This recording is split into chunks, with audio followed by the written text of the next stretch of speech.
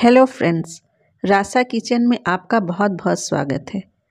आज हम बनाने जा रहे हैं टमाटर का चटपटा अचार, जो कि बहुत ही यमी है और बनाना बहुत ही आसान है।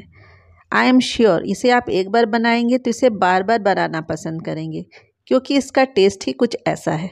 तो चलिए बिना समय गवाए इसे हम बनाना शुरू करते हैं।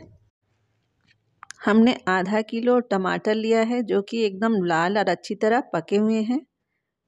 इसे हमने अच्छी तरह धोकर और पोंछकर ले लिया है। हमें इसमें कच्चे टमाटर बिल्कुल नहीं चाहिए। जो टमाटर एकदम लाल और अच्छी तरह पके हैं वैसा ही हमें टमाटर चाहिए। 1 टेबल स्पून हमने इसमें लाल मिर्च पाउडर लिया है। 1 टेबल स्पून काश्मीरी लाल मिर्च है।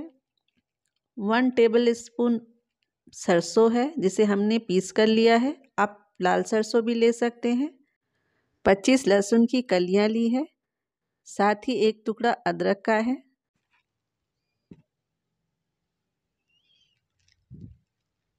नमक स्वादानुसार लेंगे।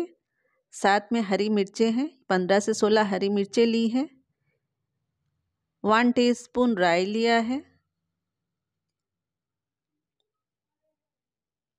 हाफ कप विनेगर लिया है, वाइट विनेगर, जिसे कि सिंथेटिक विनेगर भी कहते हैं। और 15 से 20 करी के पत्ते लिए हैं। हम इसे सरसों के तेल में बना रहे हैं। आप कोई भी वेजिटेबल ऑयल यूज़ कर सकते हैं। तो चलिए अगले प्रोसेस की ओर चलते हैं।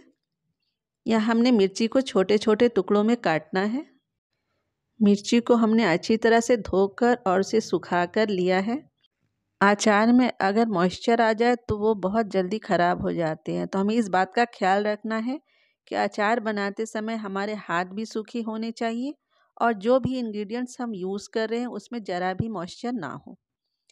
सारी मिर्चियों को हमने काट लिया है।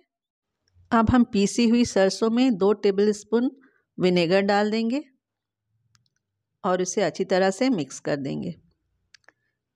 साथ ही इसी मिक्सचर में हम हरी मिर्ची जो काट के रखी हुई थी उसे भी डाल देंगे। इसे हमें सोक करने के लिए कम से कम 1 घंटे तक रखना है। आप इसे ज़्यादा भी रख सकते हैं। हमने सारे टमाटरों को काट लिया है। इसके छोटे छोटे पीसेस कर लें। साथ ही जो अदरक लहसुन लिया था उसे थोड़े से विनेगर डालकर आप अच्छी तरह से उसे ग्राइंड कर लें। अब हमने एक कढ़ाई चढ़ा दी है और उसमें 1 कप सरसों का तेल डाल दिया है। 1 टेबल स्पून राई के दाने डाल दें। जब राई के दाने चटकने लगे तो इसमें 15 से 20 करी के पत्ते डाल दिया है। साथ ही अदरक लहसुन का पेस्ट, जिसे हमने विनेगर में डाल के ग्राइंड किया था, उसे डाल देंगे। फ्लेम हमें मीडियम ही रखना है और इसे हमें 2 से 3 मिनट तक फ्राई करना है। फ्लेम बहुत ज़्यादा हाई ना करें। अगर कढ़ाई ज़्यादा गर्म हो गई हो तो उसे आप लो कर दें। 2 से 3 मिनट हो गए हैं। अब इसमें हमने जो सोक की हरी मिर्चें थी वो डाल देंगे और उसे फिर से 3 से 4 मिनट के लिए हमें कुक करना है। फ्लेम मीडियम ही रहेगा। अच्छी तरह से मिक्स करते हुए इसे हमें कुक करना है, ताकि अदरक लहसुन जो है वो कढ़ाई के तले पे ना बैठे।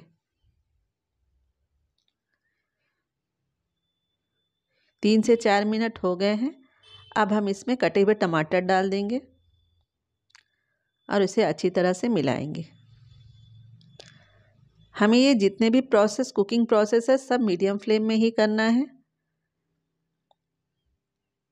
अब हम इसमें हाफ टी स्पून हल्दी पाउडर डालेंगे और स्वादानुसार नमक डालेंगे।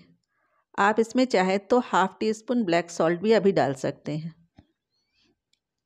अच्छी तरह से इसे मिक्स कर देंगे।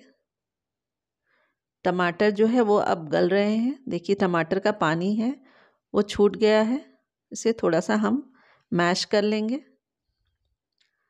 और इसे पकने देंगे।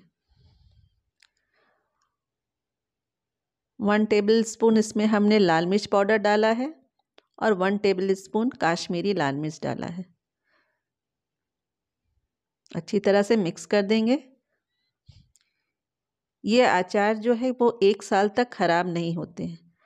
अब इसमें लास्ट में हम एक टुकड़ा गुड़ का डालेंगे। ये बिल्कुल ऑप्शनल है, लेकिन गुड़ डालने से इसका टेस्ट बहुत ही इन्हांस हो जाता है। और जितना भी विनेगर बचा हुआ था उसे भी हम डाल देंगे। अच्छी तरह से मिक्स करेंगे। हमें इसे तब तक पकाना है जब तक कि तेल जो है ऊपर कढ़ाई में ना आ जाए। देखिए तेल ऊपर हमें दिखने लगा है तो हमने गैस को ऑफ कर दिया है।